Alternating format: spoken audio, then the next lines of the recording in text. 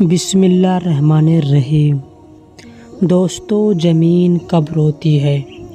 آپ صلی اللہ علیہ وسلم نے ارشاد فرمایا کہ ایک ایسا گناہ ہے جس سے 80 سال کی نیکیاں ضائع اور برباد ہو جاتی ہیں، اور اس کے لیے دوزخ میں ایک کنواں تیار کیا جاتا ہے۔ زمین کب روتی ہے؟ اللہ تبارک و تعالیٰ نے زمین اور آسمان، جنات، انسان کو کچھ بھی پیدا کیا ہے۔ ہر چیز قوت سماعت اور قوت گویا عطا فرمائی ہے۔ ہر چیز اپنی اپنی زبان میں اللہ تبارک و تعالیٰ کے ذکر میں مصروف ہے۔ ایسی تمام چیز جو اللہ تبارک و تعالیٰ نے پیدا کی، جب ان کو کوئی چیز عطا کرتا ہے تو اس پر شکر ادا کرتی ہیں، اور جب ان کو کوئی تکلیف پہنچتی ہے تو اس کا اظہار کرتی ہیں۔ لیکن یہ اور بات ہے کہ اللہ تبارک و تعالیٰ نے ایسی آوازوں کو جن و انسانوں سے پوشیدہ رکھا ہے۔ دھرتی یعنی زمین کو لے لیجئے، زمین بولتی بھی ہے، سنتی بھی ہے، خوشی غمی کو بھی محسوس کرتی ہے اور اس کا اظہار بھی کرتی ہے۔ نبی کریم صلی اللہ علیہ وسلم نے ارشاد فرمایا، 2 موقع ایسے ہیں جن پر زمین روتی ہے۔ پہلا موقع یہ ہے کہ جب ناحق کسی مظلوم کا خون بہایا جاتا ہے تو مقتول یعنی جس کو قتل کیا گیا ہو، اس کا قطرہ زمین پر گرتے ہی زمین پکارتی ہے، الہی مجھے اجازت دے تاکہ میں قاتل کو ابھی نگل جاؤں۔ آواز آتی ہے، صبر کر، یہ تیرے اندر ہی آئے گا۔ دوسرا موقع یہ ہے کہ جب جنا اتفاق کرنے کے بعد غسل کرتا ہے تو پانی کا پہلا قطرہ زمین پر گرتا ہے تو زمین زروں قطار روتی ہوئی کہتی ہے، یا الہی مجھے اجازت دے تاکہ میں اسے نگل جاؤں۔ آواز آتی، تھوڑی دیر صبر کر، یہ تیرے پاس ہی آئے گا۔ جناکاری ایک بدتر لعنت، ذلت اور پاستی کی علامت پہچان ہے۔ وسعت فعل یعنی کام اور گھنا جرم ہے۔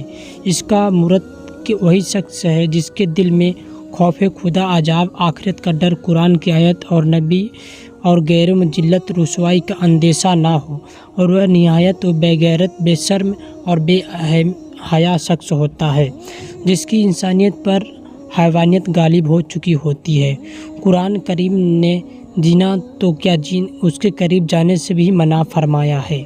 اس کا پاس جانا بے شک و بے حیائی اور بہت ہی برا راستہ ہے۔ یعنی زنا خود بھی یعنی برا، اس وقت پہنچنے والا کام بھی تر اور 1000 بار مذمت کے لائق ہے۔ لوگوں کو روحانی پاکیزہ یعنی خلاف روحانیت کے چہرے پر ایک بدنامی داغ ہے، اور منہ سے رہنے کے اعتبار سے بھی قابل نفرت۔ حضرت ابو ہریرہ رضی اللہ عنہ سے روایت ہے کہ حضور صلی اللہ علیہ وسلم ارشاد فرماتے ہیں، عورت کسی قوم میں ناحق اس کو داخل کر دے جو اس قوم کا حصہ نہ ہو، یعنی زنا کیا اور اس سے اولاد پیدا ہوئی، تو اس سے اللہ تبارک تعالیٰ کی رحمت کا حصہ نہیں ملے گا، اور اس کا اللہ تبارک و تعالیٰ اسے جنت میں داخل نہیں فرمائے گا۔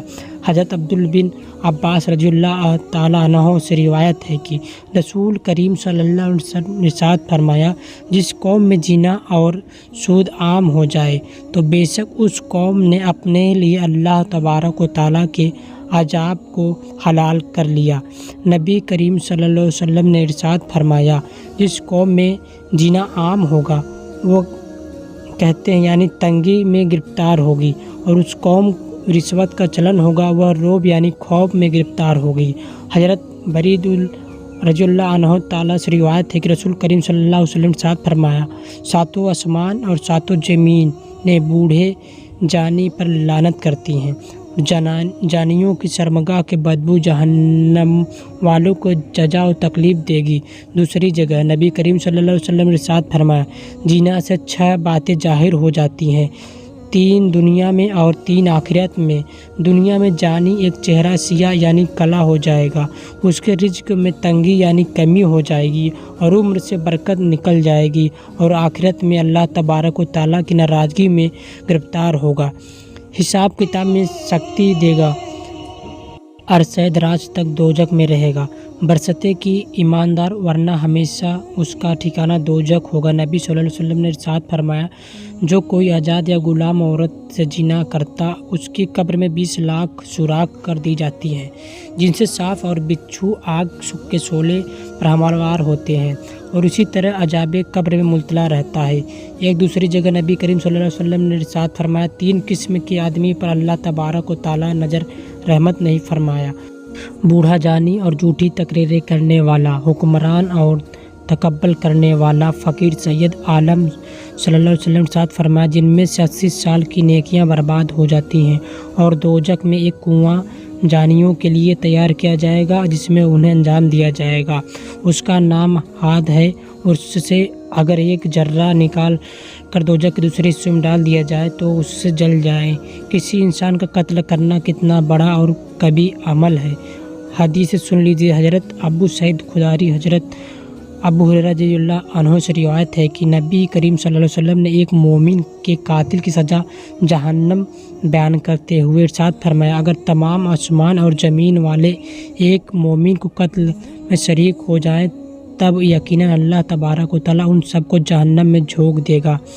قتل، غیرت گری، خون خرابہ، فتنہ، فساد، ناحق خون بہانا اتنا بڑا جرم ہے کہ قیامت کے دن اللہ تبارک و تعالیٰ ایسے مجرموں کو سب سے پہلے بے نقاب کر کے کافر کردار تک پہنچائے گا۔